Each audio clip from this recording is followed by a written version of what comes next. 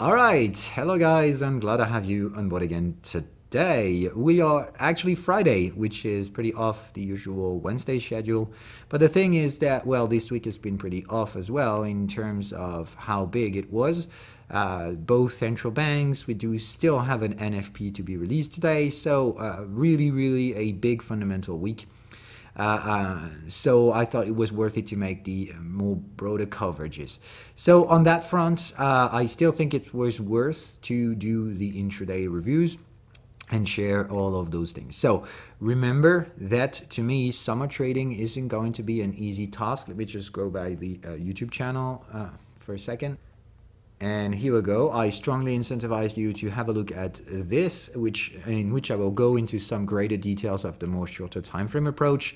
But TLDR on the message that you need to take away from this is that I personally enter earlier than expected in my summer trading mode, which means I'm going to reduce expositions in the shorter term time trades, aka flow trading. Still going to trade it, but if I do take some trades, it will be probably lower risk taking. Pretty much I'm going to top over 1% risk taking instead of 2%, which will give me the opportunity to eventually readjust stop losses if for whatever reason I want to push them further away, if I think the market is just headed for my stop losses without nearly invalidating the trade itself. Okay, anyhow and anyway, though, taking into account this decision that I made, and it's solely concerning my own trading, is just I wanted to share it out loud because I think it can benefit everyone. And of course, do your own decisions. Never ever follow someone. But in terms of broader general risk management, I would generally tend to say if professionals are kind of slowing down on risk taking, I definitely think you should learn from it and eventually apply it as well. So that's the reason why I shared that video. Anyway, so accounting for this, slowing and reducing my risk taking for the next month and probably until September, because I think something is going to be unexpectedly hitting us through the summer. And I don't know how, when, and I don't even know if. So accounting for that risk, I just reduce the risk to just have less overall exposure. And until then, I still do the job. Remember that trading is never 0-1 stuff. It's always in between. It's always in the shaded gray. So even though I reduced risk taking, I certainly don't stop trading because that would be an extreme decision. All right. That being said, back to the job. So S&P 500, same old story in terms of 4-hour charts. Which we look at the flow trading in the trend channel. Well, in here you've got the volatility alerts. So we've mentioned that back then as well. It still shows that the market, instead of bringing certainty and answers, is pretty much like blurring the lines and keep on doing some shady stuff. So on that end, I would like to show you the multiple ways in which I manage this thing. Though first things first is I know flow trading could be a bit more noisy than the average normal behavior. And in that sense, well, I rarely go down taking 2% risks so that I can take and say exactly like the summer trade and adjust the stop loss if required. So it gives me a bit more flexibility because I reduce the risk taking. I can still increase it at a later stage without ever risking more than 2%, which is kind of my red flag limit. If I have to risk more than 2%, I need to have real fucking good reasons to do such a thing, and I rarely do cross that line. All right? So on that front, by reducing the overall position sizing on risk taking, it allows me to eventually move that cursor down the line. So flexibility is always better than just being cornered by the market. All right? So here's the assessment, and this is definitely the reason why I'm also doing it on flow trading. That aside, well, we've had a hell of a lot of recent catalysts, and as you can see, despite the huge expectations from the FOMC meeting and the huge uncertainty surrounding that event, and the ECB as well, where, as you can see, it's nothing too fancy for now, we're still not hitting very dangerous boundaries. All I would say as well is that you know that volatility alerts generally tend to alter speculative areas. They generally tend to trade not in kind of trending channel ways, which is what the trend channels and contexts are actually looking for, they generally tend to trade more volatility, which is just try to get as far as possible from average prices. And in that sense, well, there is that way of the indicator that we can switch down to whenever there are these volatility alerts and nowhere else, all right? This is switching to chaos volatility movements type. And in that perspective, remember that this step level in here corresponds to the level of difficulty. So if you switch to chaos, you would like to know that this is the hardest possible way to trade. So unless you are very experienced and comfortable with dealing with volatility, I strongly invite you to very, very significantly reduce the position sizing if you go down the chaos path, all right? So when you have alerts like that, I think this is the perfect way to apply volatility kind of trading and at least to learn from it. But if you do learn, just be smart enough to understand that you don't learn with your own capital, all right? Or you do it, but you significantly reduce the position sizing. By significantly, I don't mean just cutting down to half and saying maximum 1% risk. I'm saying cut it by fourth. All right, it's maximum 0.5% risk. If you're not really familiar with volatility, you really want to learn, definitely want to learn, and you are in favorable context to do learn that, but you also know that the biases will be stronger, so the margin for error is definitely stronger, and therefore you should also account for your own inexperience. That means, Jesus, go 0.5% risk taking at best, all right? And don't try to move the stop losses if you're learning, all right? That's really the way it is. Okay, that aside, well, this is the way it is, okay? Now, instead of trend channel, you've got volatility boundaries in here, all right? You also have the big, broader volatility boundaries. And this alert tells you that the market will go for these boundaries, all right? So that means the market is attracted by this Bollinger Band in here and this one. And it gives you that we have two clusters. We've got this one, and on the bottom end, you've got the lower Bollinger Band and the rising moving average. So you got a second technical cluster, which we're currently getting ahead of trading into, all right? So that tells you the answer. Right now, the market is dealing with those two areas. So either this one will be bullishly reacted and we're probably going to go right up to the second, or this one will be worked around and broken through, and then we're going to keep extending that one until we get to this one, all right? So really have that type of systematic approach. When you're flow trading in volatile contexts, try to put your Bollinger Bands at work because they're generally going to be more efficient at context detection than the channel approach. All right? So that's really going to be the way it is. So until further notice, and it's probably going to be the case until 5 or 6 context boxes, so somewhere around June, is still going to be, to me, favoring that type of trading. So if you want to learn how to do it, I think now is the best time to do it. But lower the position sizing significantly, please. All right. So the S&P 500, pretty damn hard to figure out. Same old story to me because this is due to the absolute disparity that there is in the S&P 500, the absolute lack of breadth, the fact that basically, well, the S&P 500 is just dealing with Apple now. So if Apple goes bust, then the S&P 500 could go lower. Actual Apple earnings release yesterday wasn't good at all. I mean, I see people just, jeezing themselves all over the place. Yeah, Apple topping the expectations and stuff. I mean, full of shit. That's the second quarter in a row with year-over-year contractions in the revenue stream. Of course, this is now turned to be a financial operation, which means that as long as they buy back to get the stabilized EPS, everybody is just, yeah, I don't understand. Though, like I said, Apple is a big, big problem. CEO Tim Cook now just says India, India, India, like 70 times in the statement, which just say, well, India is the only way we can get growth now because we've saturated the market with our products everywhere else. So to be honest, like I've always said, this is a big problem. Apple is still a very good company, but it's actually just found the maximum market shares it could ever claim. And it has happened years ago, and now we're in the decline. And I mean, you can turn it to a financial operation by backing every stock in here to just try to deliver just as much EPS as you did back then, but there's no other way around. At some point, you're going to sell less project and you're not going to be able to extract that much revenue from less clients. So that's really the way it is to me. Of course, you can try opening the Indian market, but you also by the same time closing the Chinese market. And if you think that the CCP will like that, well, good luck with that, okay? Though remember one thing, China doesn't like to be used, and it's exactly what Apple has done. Like, it's, yeah, thank you for the last 10 years. You've been producing everything for us. We've been taking all the gains. Now, well, you're not that great, so we're going to go to the next greater product. We're going to go for India. Ciao, bye-bye. If you really think China is going to take it that way, good luck with that. Okay. So that aside, I think the number one uncertainty now in the S&P 500 is actually the GAFAs, the top 5 stocks, to say. And I still think there is a tremendous lack of breadth in the S&P 495. So the S&P could still go higher if for whatever reason the Apples and Microsofts and all of the big names who all suffer the same problems. They actually top expectations for years, for a decade, and now they're starting to disappoint the market. So the question is, do we still want to pay them more than 25 times the earnings?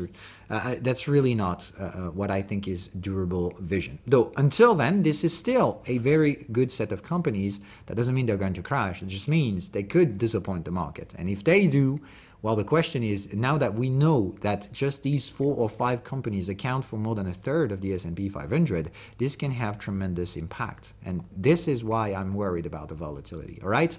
Because if for whatever reason the 495 stocks in the S&P 500 were to keep underperforming for a short duration, and if the big top 5 start to disappoint in a straight line, well, sure shit, we can get a downside movement in the S&P 500.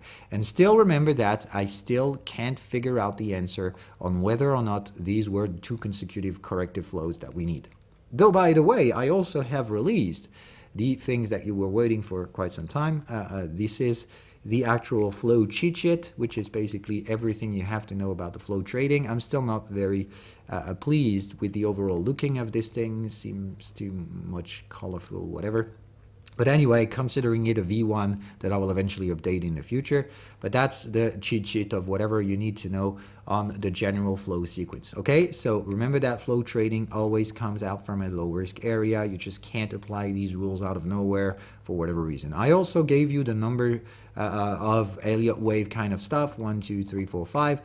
There are good things in Elliott wave, but there are also bad things in a way that they're trying to frame everything in it has to be that many % retracement and then this and extensions and whatever shit. Too complicated. Remember, in flow trading, things have to be simple. There's no way you can control the market. The broker does, and you have to assess and understand that. So the rules that I share with you are much easier to learn. Is you need to listen to this, all right? This is context outside of average. That means basically both boundaries of the context are above the average, okay? So you need to have that as a first step, all right? That's the sign that has been a first positive reaction out of the low risk area, okay? So step 1. Step 2, wait for a third range boundary in here, and you generally will take profits on this. Well, as you haven't traded so far, there's nothing to take profit off, so this one isn't to take profit. Then you just buy either the moving average or the Bollinger Band that follows the third range boundary contact, all right? Pretty damn easy. Most of the time it's the moving average. Some lesser perspective, it can be the lower Bollinger Band. In here, there is no rule to separate the two. You just trade the moving average if you can, and in the worst case scenario, you take a stop loss and you try again the Bollinger Band, all right? Next step is purely simple. Break the previous high point, and you can put the stop losses at break even and let yourself ride with that trend. It's not a trend, okay, it's a flow. You need to wait, of course, until the context go above the rising moving average, okay? Pretty simple and straightforward. Then you let it ride for as long as necessary. You don't try to figure out the market top. You just wait for the third range boundary where you profit take, okay? All these rules that I've repeated multiple times for the latest weeks, you should be very familiar with all that, all right? This shouldn't be new. It's just that I formalized it into a paper, but these are the things that I've been repeating over and over again. Okay, fourth point can only be the Bollinger Band. You don't buy the moving average on the second flow trade. And the third and final flow is activated and confirmed when you break the previous high point. And this one doesn't necessarily require the context to be outside of the moving average. Okay, sometimes it does, sometimes it doesn't. It's not a pre-requirement. This one anyway, you don't try to forecast the end of it, but as long as you get a third range boundary, get the fuck out of this. And then you let a bearish 2 sets of flows to consolidate. Same rule, but on the opposite way around. You need to see the context falling below the moving average to consider that you've got the first flow. Then you need to wait for a third range boundary. In here, as you can see, sometimes this third range boundary can be squeezed, but anyhow and anyway, it always requires to break the previous low point. Okay, so you can get a validated third range boundary and then you break the low point, or you do it all at once. And it also requires the context to fall back down below the moving average, okay? And when you get that, you can start another set of flow, which means, hey, once again, 1, 2, 3, 4, 5, okay? It's just repeated over and over again, and until you don't reach the bearish low risk area, okay? In the bear area, you reverse the process instead of trying to keep pushing through it, all right? That's really the way it is. It isn't that complicated, though this is just V1. I'm not very happy with the overall rendering, but for now, it's, of course, better than nothing. So I'll put this one into the Discord throughout the day, and you should be able to download it. All right. So that's the cheat sheet that you should already be familiar with. Now, if you apply that same rule on some other flow trades, remember we are also flow trading on gold and silver. Silver to me is better, but we're doing it in a slightly different time scale. Remember that the time frames are very important. You apply the same rules, but you shift onto the time frame scale, okay? So on silver, we do it, and we do it in here with the classical channels type, okay? You have no volatility alert in here. Come on. All right. So what I do is that I look at the weekly chart so that I can see the daily trend channels. As you can see, we're not under the influence of a volatility alert. So I use my channels because they're more familiar. They're going to be more appropriate in here. I can see, oh, sorry about that. Though I can see the very nice, and clean first flow in here. Okay. So that's really the way it is. First flow, very, very, very nice. The market rebounces. The market makes a correction, goes back to the moving average after a delayed third range boundary, and here we go, okay? That's really the way it is. We're for a second flow now, and we're going up, up, up, up, up. That's just the way it is. What's the next step in that stage, all right? Breaking the previous high point. When we do this, what's going to happen next? The contexts are going to move faster than the moving average, and they're going to install themselves above it. Okay, and that will be all the signs. What do I do next? I wait for a third range boundary. Okay, I'm not trying to find the perfect market top or whatever shit that is. I'm just waiting for the market to reverse and build a third range boundary where I take my profits and buy the low Bollinger Bands to start over again. Okay, this is the same old mechanic repeating over and over again as long as you find the appropriate time frame to work it on. All right, that's really the way it is. Here's the big low risk area, and we have started a first positive reaction out of this, all right? So that's really, really how simple that is. It isn't so complicated. It isn't a cheat sheet that gives you 100% returns. It's just something that consistently applied brings some positive rewards, all right? So that's the way it is. On other flows, we've also highlighted on different time scales that Bitcoins, for example, and most of the other quality altcoins do trade in a 4-hour weird kind of flow trade, because we've assessed in here that, well, we couldn't figure out the third range boundary, but the market making a V-shaped reverse out of the rising moving average here was kind of the sign that something was odd. We had the big low risk area in here 3 time frames above, and as you can see, markets has shifted the context above the rising moving average. We should have gone a third range boundary in here, but instead we've had that very weird expanding wedge structure, which no one can navigate efficiently. No professional trader on earth knows how to deal with those structures. If you find one, then good luck. It's probably a liar, all right? All the traders that I know just take on those fucking structures because no one can anticipate them. Lucky for us, they're supposedly rare, even though they have happened so much over the latest few years. But we have to assess that, all right? So anyway, the market rebounding so violently on the rising moving average was the sign that 4-hour charts context might be delayed. but this is probably still on this time frame. Though what happens next? We break the previous high point. The moving average is below the rising context. You know the drill, waiting for a third range boundary. So in here, even though we see the context could be delayed, could be lagging. So the first thing is that we need to assess that there could be a likely probability of a delayed third range boundary to occur, but that at least requires the prices to get closer to the lower context, which we don't. All right, so we haven't even reached out there. So to me, the bare minimum would be to get there, rebounds, and eventually afterwards we'll get a rejection. Until then, I see none of it, so I'm not rushing to the exit door like, yeah, I need to get out because this or that. I just think this flow trade, for whoever has managed to get this bottom first of all, which isn't that many of us, for those who have that, well, there's no reason to rush the exit door. I think more than anything else, it could just push away one more time. When? I don't give a fuck. All I know is that there is a bullish pressure, so it's not an unlimited time flat. At some point, if we remain flat too long, that's going to be the opportunity of taking the profits and eventually breaking below. All right? Until then, there's no sign of a third range boundary, not even the delayed one. So Jesus, why the hell would you be bearish? In such a context, to me, it's just waiting for the next pump. I don't know when, I don't know what will trigger it, and I actually don't care. And that's the thing you should think of, all right? In terms of psychology, in a flow trade, you don't try to control neither the timing, neither the direction, and all of these things, okay? These are going to be the broker's choices. We have no volatility alert, so there's no way in here we can use Bollinger Bands to predict timing. So it's just going to be, well, wait for it to happen. I don't know when, what, or why. But to be honest, it's none of your business. You should just let it go higher due to the simple fact that as long as you're in a flow trade, odds aren't symmetric. There's no 50% chance to go lower or higher. There are more chances to go higher. There's certainly not like 90% or 10%, so you just can't guarantee going up and bet it all with maximum leverage. It's just let yourself ride. And moreover, if you understood the general pattern, all right, what happens on the third range boundary?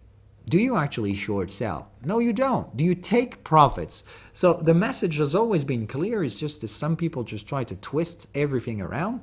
So to be honest, in a flow trade, you always trade in the direction of the low risk strategy. You just buy and take some profits and profit from the difference between those asymmetric odds, all right? But that's it. Sometimes you're going to get taken stop losses. It's part of the game.